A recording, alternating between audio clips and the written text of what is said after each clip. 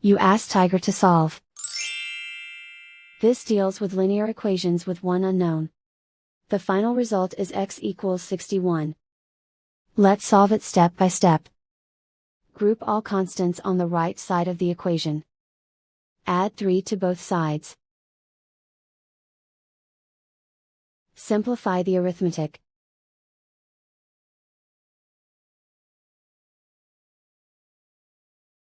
Isolate the L. Divide both sides by 3.